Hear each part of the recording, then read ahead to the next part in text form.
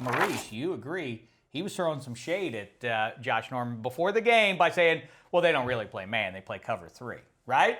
I mean, that's what suits their defense best. I think you put him in that Richard Sherman category where everyone was saying Sherman doesn't travel, he can't be the best corner, he does this and that. Well, they played a lot of man on Sunday, so it was good to see that. So I think Josh Norman didn't like that. And then we're hearing about the baseball bat thing that the Panthers were, I don't know, implying that there was danger at hand for Odell before the game with their bats. But again, that's WWE in my book. Do you like seeing pro wrestling? By the way, do you like conflict? Do you like drama? Do you like the new Force Awakens movie? I haven't seen it yet, but I'm pretty sure that the dark side and the good side of the Force, they don't get along, and as a result, they probably do mean things to each other. Correct. Guess what? Football is the same thing, right?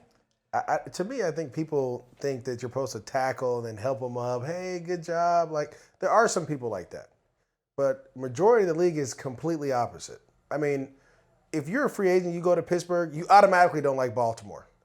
If you're a free agent and you go to Baltimore, you automatically don't like Pittsburgh. Same in Oakland. I went to Oakland, I had nothing against the Chargers, but I knew coming in, that's just a team we just don't. It's just when you step in, it's in the locker room. You don't like them. Let me interrupt though, because I think you say that if you're a Steeler, you by definition hate the Ravens. I've talked to too many guys that are in these rivalry games, not just in football either, but baseball players, and they say, oh, well, no, that stuff's just for the fans. We don't really care about rivalries. I like rivalries, even if they're one-on-one rivalries. Like now, Odell and Josh Norman, I don't know if either one of them wants it, but for the rest of time, they are now associated. And guess what? I think that's great for football. There needs to be a middle ground, though, between helping somebody up and diving at knees or chop blocking somebody or taking helmet-to-helmet shots on somebody, because I do enjoy players competing, but as long as I'm able to see them. And so what the situation is, next week I won't be able to see Odell because he's not going to be able to play. He'll play. Oh, I don't think he's going to be playing, Maurice. Yeah, he's appealing. And he has rules. He has reasons why that the suspension doesn't hold up. Because if you watch the Pittsburgh Steelers game against the Denver Broncos, they have a guy who's bigger, leaves his feet against a smaller player, actually knocks a player out of the game leading with his head. That's one.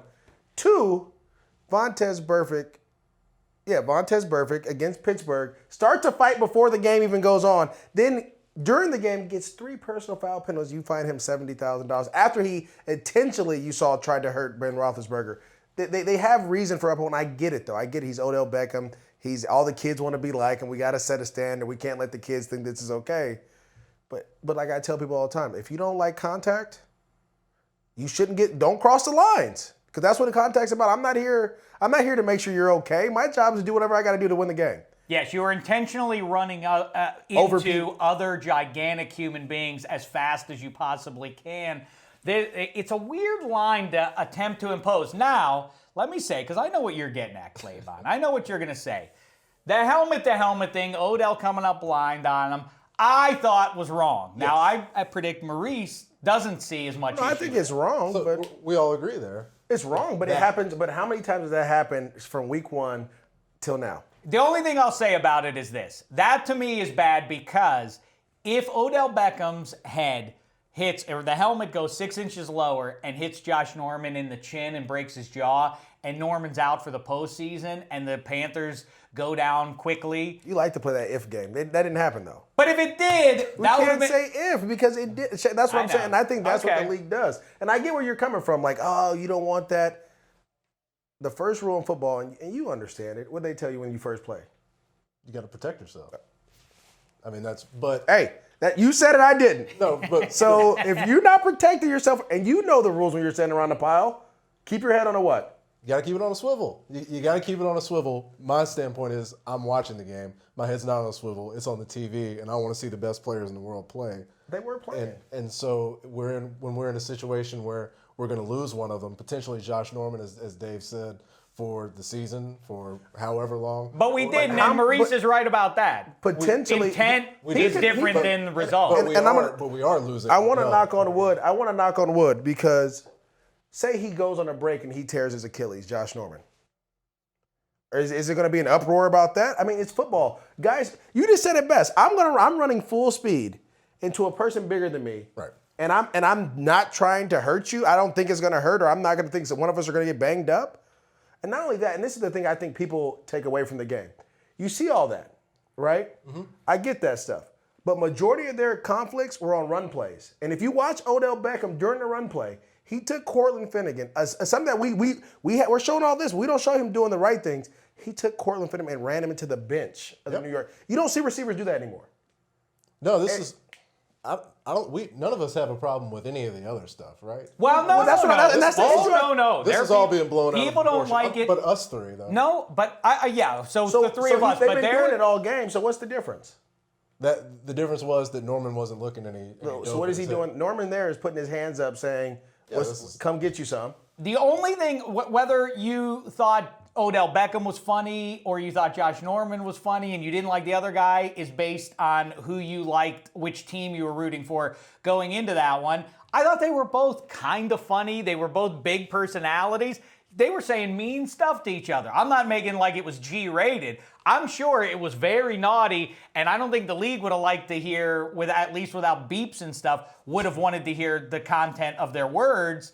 But let me just put it to you like this. Why I think it's good and why I always say the NFL can stand to have more WWE style trash talking and heat in front of a game, after a game, is because after Sunday night's game, during Sunday night's game, I should say, after game day blitz, me, Maurice, Ike, Bucky, and a bunch of other people get together and watch all the games every Sunday. Only 2 more. Make sure you tune in NFL Now to see that. But after that, me, Maurice, and Ike go into the green room. Willie McGinnis is in there. Then Deion Sanders walks in there. Then LaDainian Tomlinson walks in there. Then it's those 5 guys and Dameshek sitting in the green room. One did not fit in with the others, and I'll let you guess who that was. But those guys, I mean, really, you have a quarter century's worth of high-end pro football players sitting in that room, and were they talking about, wow, how about that Roethlisberger comeback against the Broncos? How about those Chiefs, what they're doing? Ooh, the Seahawks, what's that about? Are they a real threat? No. The only conversation for an hour was about Odell Beckham and Josh Norman, and I don't bring this up to name drop. Well, I do in part. I do it a little bit. And speaking of that, to complete the circle, Ike Taylor picks up the phone in the middle of this conversation and calls Odell Beckham. And Odell Beckham answers, and he's on speakerphone talking to Deion Sanders, Willie McGinnis, LaDainian Tomlinson, Ike Taylor, and Maurice Jones-Drew. I mean, it was surreal for me, but that's not the point, although I am bragging. Yes, I am absolutely. But no. You deserve to. You were there. I mean, the fact that is what everybody's buzzing about is great for football. That is great. That kind of attention is fun. Now, I hear you, Odell Beckham's not going to play on Sunday, and that's unfortunate, and it probably ends any hopes that the Giants have of winning the division. But the fact that it's not, if everybody said, well, that was terrible, shame, tisk on Odell, but Willie didn't agree with Deion, didn't agree with LaDainian, who didn't agree with Ike, and so on. Everybody had a fascinating opinion on it. It was captivating. The point is, it's murky. Well, I think the biggest thing was, and you said it best, it wasn't that we didn't agree. Like, everyone said that's part of football. You see it all the time when you're in the trenches. Guys punching each other, locking out, guys face to face. It's the first time we actually saw it on the outside since, I want to say, Andre Johnson and Cortland Finnegan. That was the last time we saw an altercation like that, where no one was suspended. And these guys are throwing punches like they're in the street. So I guess the biggest thing for us, and Willie had a great argument saying, I get it. But if you guys really want to do that, wait for another time to do that. I need you now to win this game. I understand that. Prime and Ike were saying, listen, my job is to dominate this guy across from me.